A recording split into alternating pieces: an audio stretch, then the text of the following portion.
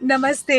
मैं अभी टैक्सी में हूँ, इसलिए काफ़ी आवाज़ें आ रही हैं। न्यूयॉर्क में एक मीटिंग से दूसरी मीटिंग में जा रही हूँ।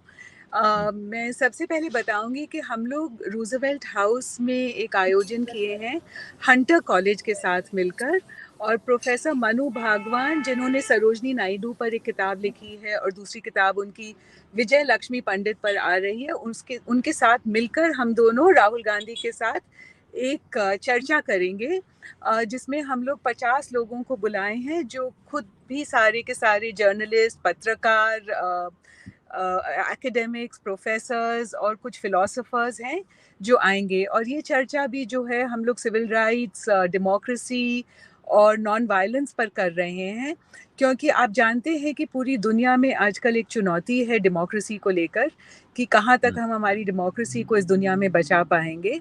और हुँ, अलग-अलग देशों में अलग-अलग तरह के चैलेंजेस हैं, और राहुल गांधी अब एक प्रतीक बन गए हैं कि वो किस हुँ, तरह से एक तरह से जुटे रहे हैं डेमोक्रेसी को बचाने के लिए, एक ऑपोजिशन लीडर के नाते, एक इंडियन नेशनल कांग्रेस के मेंबर के नाते। और अभी उनकी भारत जोड़ो यात्रा जो उन्होंने की थी, वो काफ़ी यहाँ पर लोगों ने दिलचस्पी से देखी और समझने की कोशिश की कि ये भारत जोड़ो यात्रा से लोग किस तरह जुड़े। एक नफ़रत की राजनीति जो पूरी दुनिया में फैल रही है, उसको कम करने में भारत जोड़ो यात्रा का क्या रोल रहा।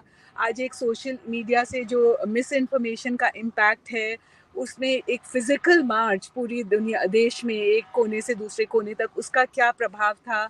क्योंकि यहाँ पर भी आप जानते हैं कि 2024 में इलेक्शंस होने वाले हैं अमेरिका में, और यहाँ भी काफ़ी चुनौतियाँ हैं, तो लोग एक दूसरे से समझने की कोशिश कर रहे हैं कि आगे क्या होने जा रहा है।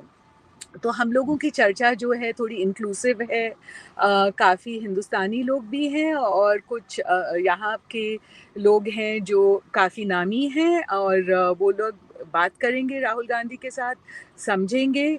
और हमारी चर्चा भी डेमोक्रेसी पर ही होगी।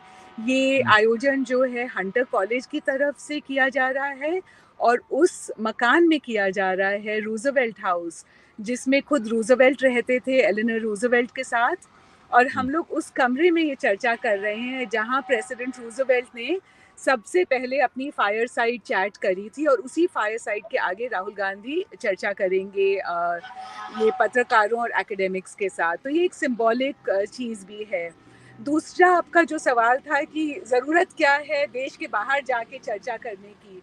आप हुँ, जानते हैं कि जब भी दुनिया में कोई चुनौतियाँ आती हैं, तो हुँ, दुनिया के नेता जो है एक दूसरे से बात करते हैं, समझते हैं, और फिर उन चुनौतियों का एक ग्लोबल ह्यूमन फैमिली की तरह सामना करते हैं।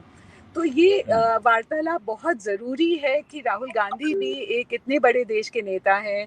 आज हमारा पॉपुलेशन चाइना को भी क्रॉस कर गया है, कि वो आके बात करें और एक दूसरे के साथ हम लोग समझें कि इन चुनौतियों का सामना कैसे करना है। तो इनका मिलना, इनका लोगों से इंटरैक्ट करना बहुत ज़रूरी है। इनका एक पर्सपेक्टिव है। हिंदुस्तान हुँ, का एक दुनिया में आज एक पर्सपेक्टिव है, as a global leader, also as somebody who represents the trend of Gandhian thought.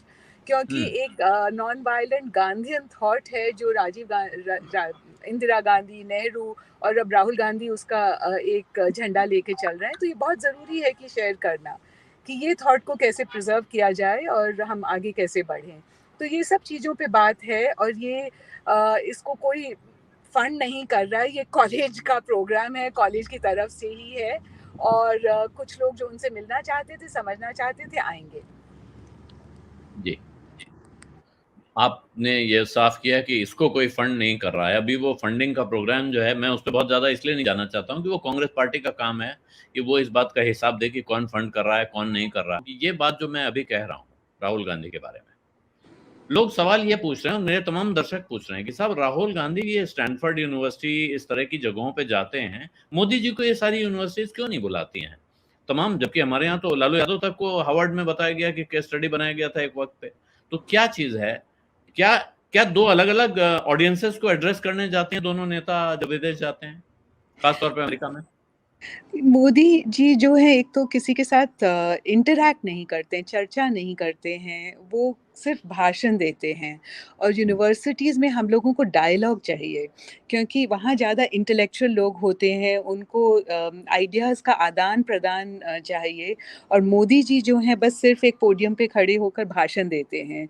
वो किसी के साथ कभी डायलॉग नहीं करते हैं, तो इसलिए यूनिवर्सिटीज़ में उनको बुलाना शायद मुझे लगता है कि इसलिए इच्छा नहीं करती है क्योंकि फिर आप अगर आइडियाज़ का आदान-प्रदान नहीं करेंगे, तो फिर हमारे स्टूडेंट्स को, हमारे यहाँ जो इंटेलेक्चुअल्स हैं, वो किस तरह से आइडियाज़ और ओपन माइंडेडनेस जो होती है यूनिवर्सिटी में, उसको हम लोग कैसे आगे बढ़ाएँगे?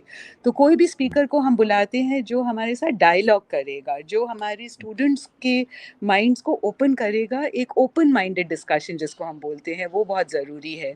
तो ये एक बहुत बड़ा कारण है कि हम लोग राहुल गांधी को बुलाते हैं और मोदी जी को नहीं बुलाते हैं क्योंकि बातचीत होनी ज़रूरी है और वो मैं बातचीत बीच करेंगे में नहीं। रोक रहा हूँ आपको, लेकिन मेरा प्रश्न है कि आप लोग मोदी जी को बुलाते नहीं हैं या मोदी जी आने के लिए राजी नहीं होते हैं? जहाँ तक मुझे पता है हमारी दोनों यूनिवर्सिटीज़ में तो हमने अभी तक बुलाया भी नहीं है क्योंकि हमें लगता है कि हमें डायलॉग चाहिए। अब और किसी यूनिवर्सिटीज़ ने बुलाया हो मेरी जानकारी नहीं है। सत्य हिंदी का ऐप डाउनलोड करें गूगल प्ले स्टोर पर।